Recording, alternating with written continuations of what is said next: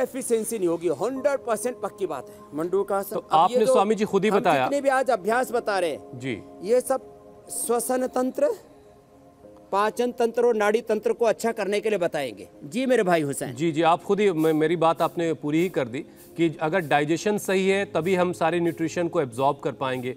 तो डाइजेशन ठीक करने के लिए कौन कौन से योगाभ्यास आप बताएंगे आज, जिससे जो हमारी थाली में न्यूट्रिशनस एलिमेंट्स हैं वो हमारी बॉडी एब्जॉर्ब कर सके। तो ये मंडूकासन, शशकासन, और जो कर सके छोटे बच्चे तो कर लेंगे, शौर्य जैसे बालक वज्रासन में पीछे लेट गए, बाकी तो मुश्किल होगा। मंडूकासन, शशकासन और ऐसे ये सुप्त वज्रासन अथवा सुप्त पद्मासन, दोनों ही बता दे रहा हूँ, ऐसे या ऐसे।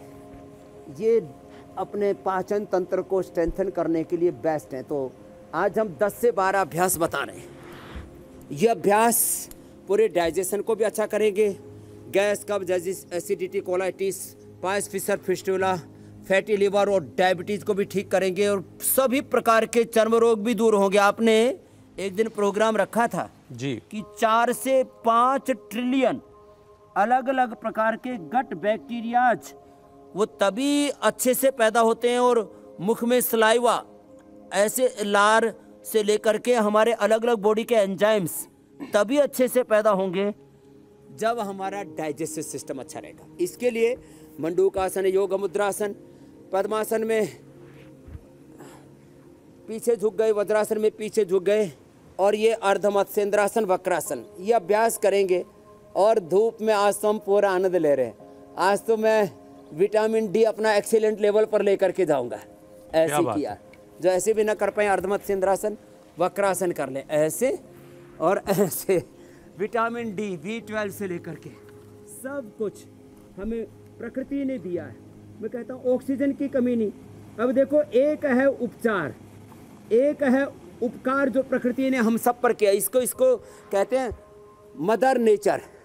तो व्यापार करने वाले ऑक्सीजन बेच रहे हैं, व्यापार करने वाले vitamin D, B12, calcium, iron, omega और सारे जिंक और vitamin C, vitamin A, vitamin K, vitamin E skin के लिए, और प्रोटीन, ये सब बेच रहे हैं।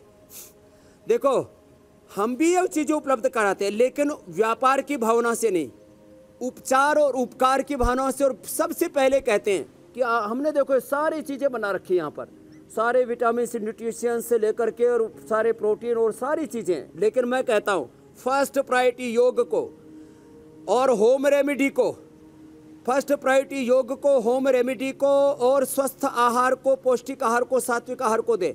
ये सब सेकंड प्रायोरिटी पर होने चाहिए हमारे। तो ये इसलिए मैं कह रहा हूँ। अब देखो, ये सारे 10 चीज़ों की जो कमी होती है, मैं एक ही बार बता देता हूँ। आप तो जो है किस्तों में प्रश्न पूछोगे और मैं एक मुश्त सारी चीज़ें बता देता हूँ। ये अभ्यास करते करते विटामिन डी की कमी है तो सूर्य की धूप 45 मिनट, विटामिन B12 की कमी है तो कम से कम थोड़ा सा आटा उसका मकई का वो अपने आटे में मिला लेना। बी कॉम्प्लेक्स की कमी है तो सप्ताह में कम से कम एक बार सहजने का काढ़ा पी लेना। पत्ते, फूल, फल सब सम्मिलित हैं, नहीं तो सरगवा की सब्जी बनाते ही हैं। बी कॉम्प्लेक्स की कमी है वो भी पूरी हो जाएगी, और जो है पूरा शरीर में दर्दें भी दूर हो जाएंगी। कैल्शियम की कमी के लिए दूध, दही, छाछ से लेकर के, और सबसे अच्छा होता है उसमें सिंगाड़े का आटा, चौलाई का आटा बहुत ज़बरदस्त होता है। बाकी मुक्ता, शुक्ति, मोती, पिष्टी तो विकल्प उसके नेचुरल बताते ही बताते हैं। पूर्ण मुक्तासन, उत्तान पादासन। आयरन की कमी के लिए हरी शाक सब्जियाँ, विटामिन सी और जिंक की कमी के लिए ये कद्दू खा ले, इसके बीज खाने चाहिए, इसका बीज खा लेना चाहिए।